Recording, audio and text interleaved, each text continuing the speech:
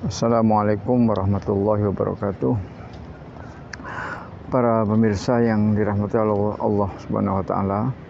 Pertama, saya doakan mudah-mudahan Anda tetap dalam keadaan sehat walafiat, tidak kekurangan satu apapun. Amin ya rabbal alamin. Bagi Anda yang baru saja bertemu dengan channel ini, Manasik Haji Gratis, saya ucapkan ahlan wa sahlan. Dan apabila Anda tidak ingin ketinggalan video-video berikutnya yang update, maka dimohon keikhlasannya untuk like, share, and subscribe. Baik, pada kesempatan kali ini saya ingin menyampaikan sebuah topik yang sangat menarik ya. Apakah kita ini sebenarnya untuk berangkat ke Tanah Suci, apakah perlu kita bergabung dengan KBIH ya, kelompok bimbingan ibadah haji? Pertanyaan ini akan terjawab ada dua kemungkinan. Bisa dikatakan perlu, bisa dikatakan tidak. Apabila Anda melakukan haji untuk yang kedua kali, maka tentu ini tidak diperlukan. Sebab Anda sudah punya pengalaman ya. Tetapi apabila Anda ingin supaya hajinya mempunyai kesamaan metode dan cara, karena haji yang diharapkan oleh Rasulullah adalah haji yang sesuai dengan tuntunan dari Rasulullah SAW. Sebagaimana yang disabdakan oleh beliau dalam hadis diriwayatkan oleh Imam Muslim, khudhu anni manasikakum ya. Khudhu anni manasikakum, ambillah manasik dariku ya. Pelajarilah manasik yang berasal dariku, dari Nabi Muhammad SAW. Artinya, di dalam kita beribadah tidak boleh kita sembarangan menggunakan manasik-manasik yang abal-abal. Harus betul-betul manasik yang bersumber dari sunnah, dari hadis Rasulullah SAW.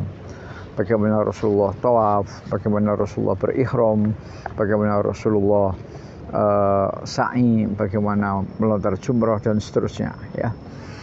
Nah, untuk itu maka Allah sendiri sebenarnya sudah menggarisbawahi dalam surat An-Nahl ayat 43, fas'alu ahlal dzikri in kuntum la ta'lamun.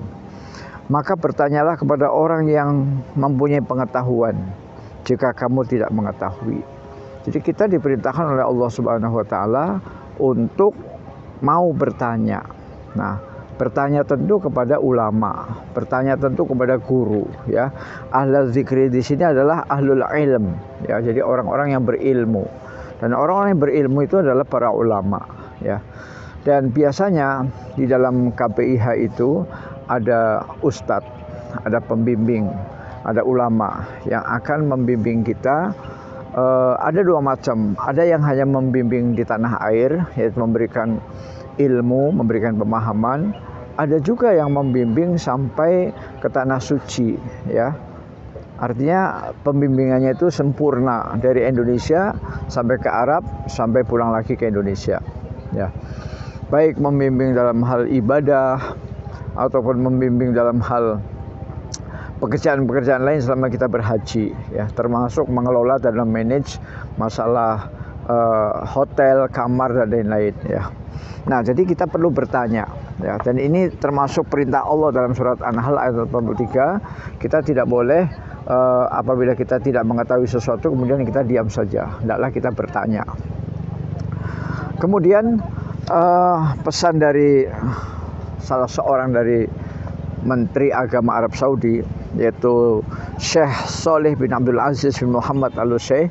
Beliau di dalam sambutannya, dalam sambutan sebuah buku, beliau pernah menulis kalimatnya, wahai para tamu Allah, saya berwasiat kepada Anda, juga kepada diri saya sendiri untuk memanfaatkan waktu yang berharga ini dengan beramal dalam rangka mencari ridho sang pemilik tuan rumah, yaitu Baitullah, dan meninggalkan semua perbuatan yang membuatnya marah ya. Jadi ini wasiat dari Menteri Agama Arab Saudi, bahwa selama musim haji yang jumlah totalnya adalah 40 hari, hendaklah kita gunakan betul-betul, kita manfaatkan betul-betul menit per menit, jam per jam untuk mencari ridha Allah Subhanahu wa taala. Ridha Rabb hadzal bait, yaitu Rabb yang memiliki rumah ini, yaitu pemilik Ka'bah, ya, pemilik Baitullah. Jangan sampai kita berbuat perbuatan-perbuatan yang maksiat, perbuatan yang durhaka, di mana perbuatan maksiat dan durhaka itu cukup membahayakan apabila kita lakukan di tanah suci, ya. Allah berfirman dalam surat Al-Hajj ayat 25, "Wa may yurid fihi bil hadi bizulmin nuzikhu min azabin alim." Dan siapa yang bermaksud di dalamnya melakukan kejahatan secara zolim, di dalamnya itu maksudnya di rumah Allah, ya, punya niat berbuat zolim, niscaya akan kami rasakan kepadanya sebagian siksa yang pedih, ya. Allah Subhanahu wa taala kontan akan merasakan kepada seseorang yang punya niat buruk, punya niat jahat, ingin berbuat zalim di rumah Allah, ya. Maka jangan coba-coba kita punya niat jahat, sebagaimana misalnya kita sombong, ya, merasa bisa, merasa hebat, maka itu juga nanti akan langsung diganjar oleh Allah Subhanahu wa taala. Dari pengalaman-pengalaman kami dan juga pengalaman-pengalaman yang kami dengar dari orang-orang yang ada selama kami bimbing, mereka rata-rata punya sifat sombong ataupun takabur yang kemudian dibalas oleh Allah Subhanahu wa taala langsung. Biasanya balasannya diantaranya adalah tersesat. Baik tersesat dalam hitungan jam maupun tersesat dalam hitungan hari, ya. Sehingga semua kalang kabut, ketua regu kalang kabut, ketua rombongan kalang kabut, ya. Ketua kloter juga kalang kabut. Di mana si fulan? Di mana si fulanah ini? Ayo kita cari karena tersesat. Nah, selidik punya selidik, ternyata memang yang bersangkutan ada rasa sombong, ada rasa merasa bisa, merasa pokoknya disitulah menomorduakan Allah Subhanahu wa taala. Seharusnya apabila kita ada di tanah suci, kita mengatakan insya Allah. Apakah Bapak bisa menggotong koper ini? Insya Allah. Apakah Bapak bisa membantu kami di hotel? Insya Allah. Jadi jawaban-jawaban yang selalu menyandarkan kepada Allah itulah yang akan menyelamatkan, ya. Tapi kalau kita katakan, oh bisa, siapa? Saya kan pengalaman, saya kan ini. Nah, ini kalimat-kalimat saya bisa, saya pengalaman, oh itu enteng, itu gampang, itu adalah kalimat-kalimat kesombongan yang akan menghasilkan bentuk hukuman Allah secara kontan di tanah suci. Dan biasanya macam-macam hukuman Allah, tapi yang lebih sering adalah tersesat. Nah, baik. Jadi di dalam haji ini, apabila kita adalah peserta baru, maka saya menyarankan untuk bisa bergabung ke dalam salah satu KBIH, dan pilihlah KBIH yang benar-benar memiliki guru, memiliki ustadz yang benar-benar akan memberikan bimbingan manasik dengan baik sesuai dengan tuntunan sunnah Rasulullah SAW, ya. Tidak semata-mata KBIH untuk mencari uang, tidak, ya, tetapi betul-betul membina, membimbing jamaahnya dari hati ke hati supaya dia betul-betul ibadahnya mabrur, makbul, diterima oleh Allah Subhanahu wa taala, sehingga mengikuti sunnah Nabi Muhammad SAW. Nah, insya Allah kalau kita mengikuti KBIH, maka akan banyak keuntungan yang bisa didapat.